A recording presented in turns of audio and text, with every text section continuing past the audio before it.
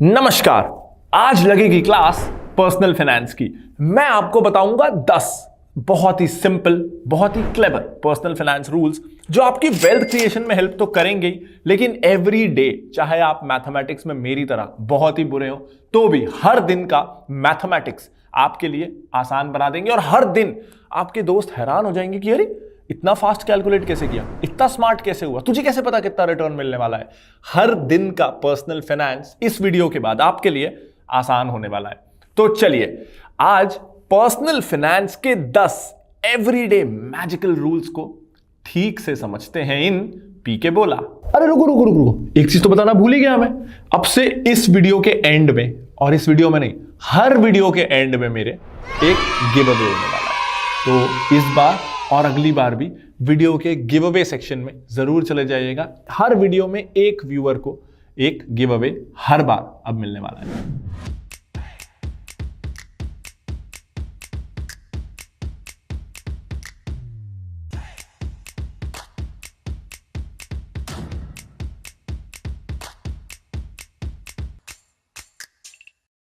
सीधा आते हैं इन पर्सनल फाइनेंस रूल्स पे। Rule number 1, rule of 72। अब हमको ना लाइफ में एक बड़ी प्रॉब्लम आती है।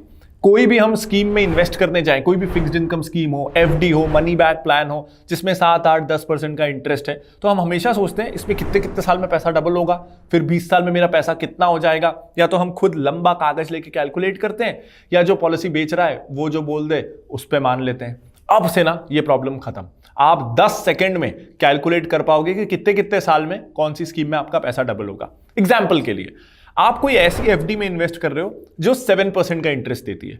अब रूल ऑफ 72 में आपको क्या करना है, 72 को डिवाइड कर देना है इंटरेस्ट रेट से।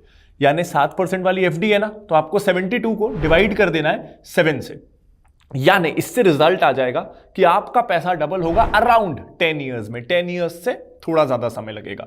अब ये रूल ना मॉडरेट इंटरेस्ट रेट्स जब हैं 4% से लेके 14-15% तक, तब तक ये रूल अच्छा काम करता है। उससे कम या उससे ज्यादा अगर ऑफर कर रहा है, वैसे अगर इससे ज्यादा रिटर्न्स कोई आपको फिक्स्ड इनकम इंस्ट्रूमेंट ऑफर कर रहा है तो पक्का कुछ गड़बड़ है, तो वो काम करेगा ही नहीं। और 2.5-3% से कम इंडिया में क्या ही ऑफर करता है। तो ये रूल बिल्कुल इंडिया के लिए ही बना है। मान लेते हैं एक और एग्जांपल लेके कि आप कोई ऐसे इंस्ट्रूमेंट में इन्वेस्ट कर रहे हो जो 10% इंटरेस्ट दे रहा है। अब आपको जानना है कि पैसा कितने सालों में डबल होगा, तो 72 डिवाइडेड बाय 10, रफली 7 ईयर्स में आपका पैसा डबल होगा। और इस रूल को मैं बार बार फिर यूज कर सकता हूं कि मेरे पास 2 लाख रुपए हैं, यानी अगर 10% है तो 7 साल में ये 4 होंगे, फिर उसके 7 साल में ये 8 होंगे। तो मैं जो मेरा टारगेट अमाउंट है उस तक 10-15 सेकेंड्स में पहुंच सकता हूं। ये रूल मुझे लाइफ में ऑलमोस्ट हर दिन काम आता है। अब चलते हैं सेकंड रूल की तरफ, 100 माइनस एज रूल। एक सवाल जो बहुत कॉमन है, जो शायद मुझसे ना रोज पूछा जाता है, वो ये कि हम कितना पैसा गोल्ड में डालें, कितना डेट में, कितना रियल एस्टेट में, कितना स्टॉक्स में और कितना म्यूचुअल फंड्स में। ये रूल उस प्रॉब्लम को काफी हद तक सॉल्व कर देता है। नाम है 100 माइनस एज। तो आपको क्या करना है, आप कितने साल के हो, जैसे मैं 30 साल का हूं, तो मैं क्या करूंगा, 100 माइनस मेरी एज, 100 माइनस 30 हुआ 70। तो ये रूल ये बोलता है कि 100 माइनस एज जो रिजल्ट आ रहा है, जो मेरे केस में 70 आ रहा है, यानी मुझे अपने टोटल इन्वेस्टमेंट का 70% इक्विटी में डालना चाहिए और बाकी 30% बाकी एसेट क्लास में डालना चाहिए। तो अगर कोई 40 साल का है तो 100 माइनस 40, उसको 60% इक्विटी में डालना चाहिए और बाकी दूसरे एसेट क्लासेस में। अगेन ये थंब रूल है, ये इस अजम्पशन पे है कि आप पे बहुत ज्यादा लाइबिलिटीज नहीं है, आपने बहुत सारे लोन्स नहीं लिए हुए हैं। तो हर किसी का फाइनेंशियल प्लान अलग होगा, लेकिन ये एक जनरल आइडिया दे देता है फॉर अ पर्सन जिसके ऊपर लोन्स नहीं है और बहुत ज्यादा जिम्मेदारियां नहीं है। इस वीडियो में आगे बढ़ने से पहले एक ये डिस्क्लेमर जरूरी है कि मैं थर्ड रूल की तरफ जाऊं उसके पहले, कि ये जो पर्सनल फाइनेंस रूल्स हैं ये जनरली एकेडमिक क्रिएटेड रूल्स हैं। ये कोई पर्सनल फाइनेंस एडवाइस नहीं है और इनके बेसिस पे आप पर्सनल फाइनेंशियल प्लानिंग कर लो, ऐसा नहीं है। लेकिन हाँ, ये आपको एक बेटर फाइनेंशियली एजुकेटेड पर्सन बनाएंगे और कुछ केसेस में, जैसे रूल ऑफ 72 आपको स्मार्ट बना रहा है, क्विक डिसीजन मेकिंग में हेल्प कर रहा है। तो ये रूल्स कई बार वेरीफाई करने में हेल्प करेंगे, क्विक डिसीजन मेकिंग में हेल्प करेंगे, लेकिन ये रूल्स के हिसाब से ही प्लानिंग करनी है, ऐसा नहीं हो सकता। चलो अब रूल नंबर 3 की तरफ चलते हैं। अगला रूल है 50-30-20 रूल। ये थोड़ा वेल नोन है, आप में से कई लोगों ने सुना होगा।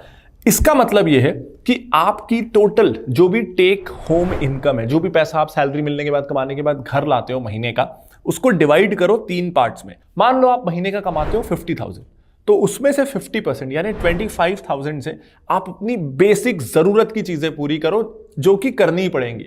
तो राशन हो गया, फोन का बिल हो गया, इंटरनेट हो गया, बच्चों की एजुकेशन हो गई, पेट्रोल हो गया, रेंट हो गया, बिजली, ये सारे खर्चे आपकी इनकम के 50% से हो जाने चाहिए। तो इन नीड्स के खर्चों को उस तरीके से आपको प्लान करना है।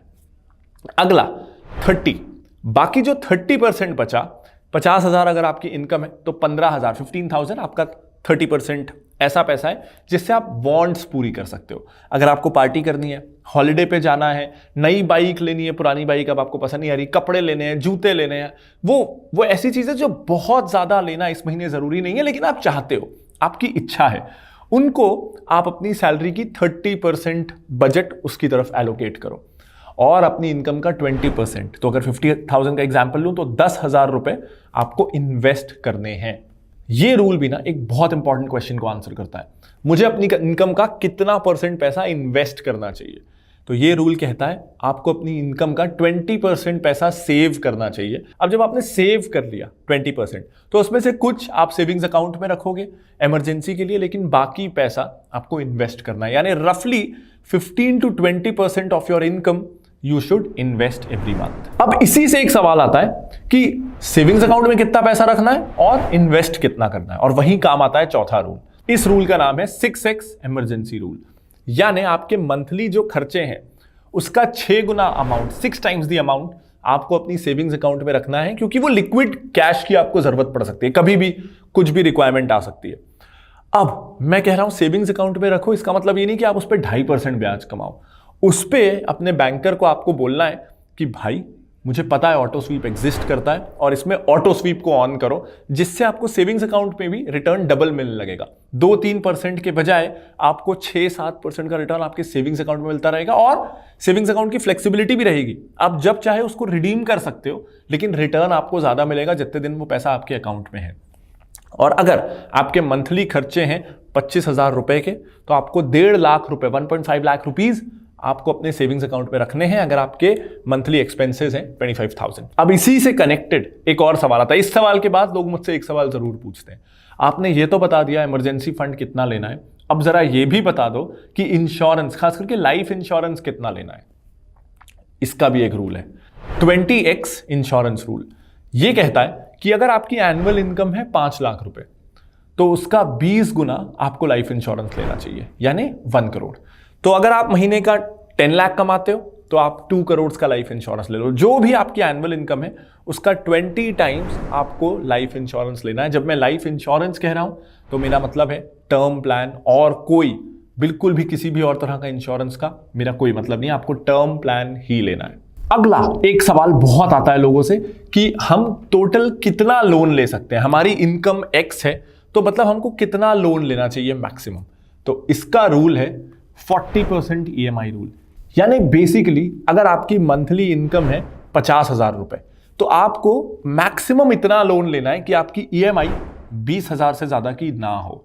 अब इसमें एक और चीज आती है, आपकी EMI 20,000 होगी कि 15,000 होगी सेम अमाउंट ऑफ लोन के लिए। मान लो 10 लाख का लोन लेते हो, अब आपकी EMI 50,000 होने वाली है, 1 लाख होने वाली है या 10,000 होने वाली है, ये इस बात पे डिपेंड करेगा कि आप कितने समय के लिए लोन ले रहे हो। तो ये रूल ना आधी प्रॉब्लम सॉल्व करता है। ये बताता है कि आपका EMI कभी भी, जो मंथली पे आउट्स होंगे आप बैंक को जो आप किस्त चुकाओगे, वो कभी भी आपकी टोटल सैलरी का 40% से ज्यादा नहीं होना चाहिए। तो आपको एक अंदाजा लगेगा।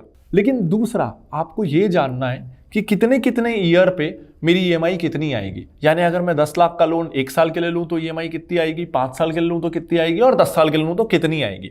जब आप उसकी पूरी एक शीट देखोगे कि कितने ड्यूरेशन में मेरी कितनी EMI आ रही है, तब आप राइट लोन अमाउंट डिसाइड कर पाओगे और राइट टेन्योर डिसाइड कर पाओगे।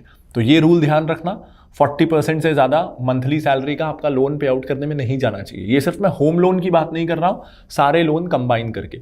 और अलग अलग टेन्योर में कितना पे आउट आएगा, कितनी EMI आएगी, वो देखने के लिए आप फिनोलॉजी का EMI कैलकुलेटर यूज कर सकते हो। सबके लिए फ्री है, लिंक मैंने इस वीडियो के डिस्क्रिप्शन में डाल दिया है। ये कैलकुलेटर आपको ऑप्टिमम लोन टेन्योर चूज करने में हेल्प कर देगा। अब अगला रूल है रिटायरमेंट प्लानिंग को लेके, इसका नाम है 25x रिटायरमेंट रूल।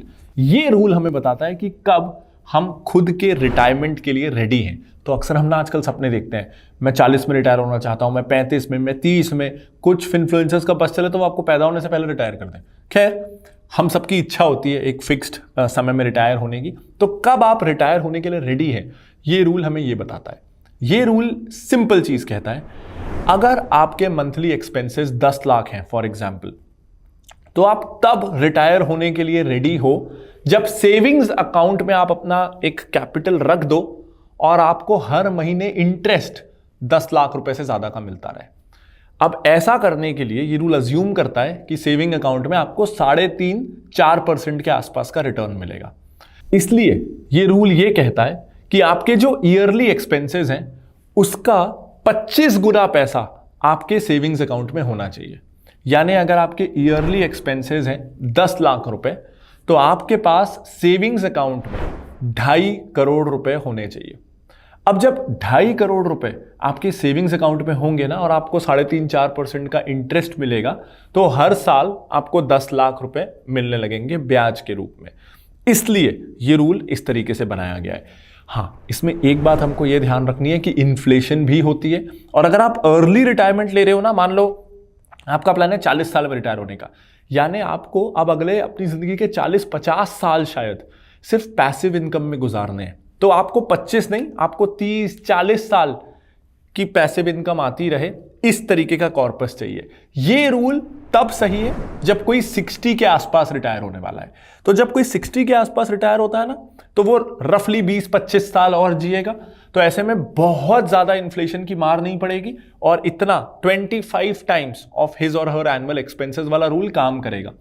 लेकिन अगर कोई 60 के पहले की रिटायरमेंट का सोच रहा है, तो आपको 25 टाइम्स नहीं, आपको शायद 40 टाइम्स ऑफ कॉर्पस चाहिए टू सस्टेन योरसेल्फ। एक बार फिर से मैं इसको समराइज कर देता हूं। अगर आपके एनुअल एक्सपेंसेस हैं 10 लाख रुपए, तो आपको इतना पैसा सेविंग्स अकाउंट में चाहिए कि आपको हर साल 10 लाख रुपए ब्याज में मिलता रहे। अब इसमें आजकल सेविंग्स अकाउंट में मिलता है 3-3.5-4%। ये रूल में 4% के आसपास एक्सपेक्ट किया गया है। तो अगर आपके पास 2.5 करोड़ रुपीस होंगे सेविंग्स अकाउंट में, तो आपको 10 लाख रुपए हर साल ब्याज मिलेगा। क्योंकि 4% रिटर्न एक्सपेक्ट किया गया है, इसलिए 25 टाइम्स ये रूल है। तो अपने आप ये रूल हो जाएगा 33x, यानी 33 टाइम्स एनुअल एक्सपेंस आपको अपना पैसा सेविंग्स अकाउंट में रखना है। अगर आप ये सोच रहे हो कि इंटरेस्ट रेट्स नीचे जाने वाले हैं, आप 2% का रिटर्न एक्सपेक्ट करोगे, तो आपको 50 टाइम्स कॉर्पस सेविंग्स अकाउंट में रखना है। तो ये रूल डायनामिक है based on interest rate expectation. अब आप ये कॉर्पस क्रिएट तब होगा जब आप ठीक से इन्वेस्ट करोगे। ठीक से इन्वेस्ट करने का एक बढ़िया रूल है, फर्स्ट वीक रूल। बहुत सिंपल है। हम सब कैसे इन्वेस्ट करते हैं, जो पैसा महीने के खर्चों के बाद बच गया उसको इन्वेस्ट कर दो। ऐसे में हमेशा टारगेट होता है, यार इस महीने में 5,000 इन्वेस्ट करूंगा, बचते हैं 3,000, हमारे प्लान की ना बैंड बच जाती है। इसको उल्टा करना है। पहले महीने अगर आपकी सैलरी पहली तारीख को आती है ना, आप SIP लगाओ दूसरी तारीख की। अगर आपकी सैलरी 5 तारीख की आती है, आप 6 तारीख की SIP लगाओ। अगर हम शुरू में इन्वेस्ट कर देंगे ना, तो हम महीने का बजट जो पैसा बचा उसके हिसाब से चलाएंगे। तो रूल को बदलना है, इन्वेस्ट फर्स्ट स्पेंड लेटर। हम करते हैं स्पेंड फर्स्ट इन्वेस्ट लेटर, ये नहीं करना है। लास्ट रूल, ये बहुत सिंपल है, बहुत अच्छा है। इसका नाम है 3x3x3 इन्वेस्टमेंट प्लान। ये कहता है कि पहले आपको 3 एसेंशियल चीजों में इन्वेस्ट करना है। वो पता है क्या है? वो है हेल्थ इंश्योरेंस, लाइफ इंश्योरेंस और आपका इमरजेंसी फंड। उसके बाद आपको 3 पर्सनलाइज्ड चीजों में इन्वेस्ट करना है। जैसे वो हो सकता है कि जो पैसा सरप्लस मेरे पास आ रहा है उससे पहला मैं डेट रीपेमेंट करूं, कोई लोन लिया है तो उसको प्री पेमेंट करूं। सेकेंड है मैं अपना रिटायरमेंट प्लान करूं नेशनल पेंशन स्कीम में इन्वेस्ट करके। और तीसरा है सॉवरेन गोल्ड बॉन्ड, जिससे मैं मार्केट इकोनॉमी में जो ऊपर नीचे हो रहा है उससे खुद को प्रोटेक्ट कर रहा हूं। क्योंकि गोल्ड प्राइसेस ग्लोबली डिसाइड होते हैं, एक देश, एक शहर, इलेक्शन, टेररिज्म, किसी भी चीज से अफेक्ट नहीं होते। तो मैं एक हेज क्रिएट कर रहा हूं अपने इन्वेस्टमेंट प्लान का। उसके बाद आता है इन्वेस्टमेंट।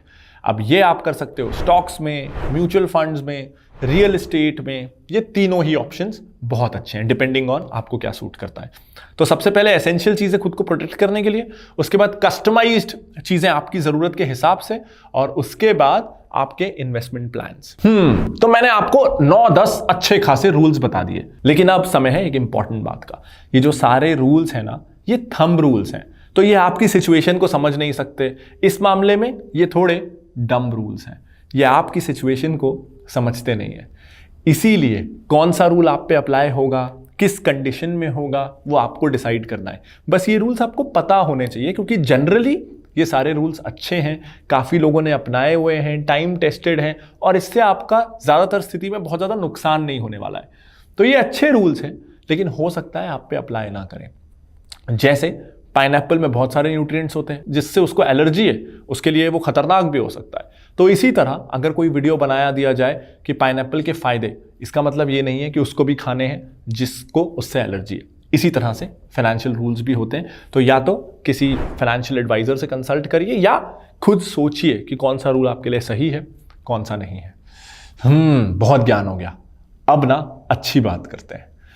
तो पता है, एक चीज जो मुझे मेरे कमेंट सेक्शन में कई बार बहुत अच्छी लगती है, वो ये कि अगर कोई मेरे वीडियो में मेरी कोई गलती निकाल दे कि कैसे मैंने सही से सोचा नहीं, कैसे मैंने कुछ सोचना भूल गया। जैसे अभी ना मैंने एक ईवी वर्सेस पेट्रोल कार्स का वीडियो बनाया था, जिसमें मैंने एक ओपिनियन दिया था और बहुत सारे लोगों के उससे कॉन्ट्ररी ओपिनियन आए कि आपने ये कंसिडर नहीं किया, वो नहीं किया।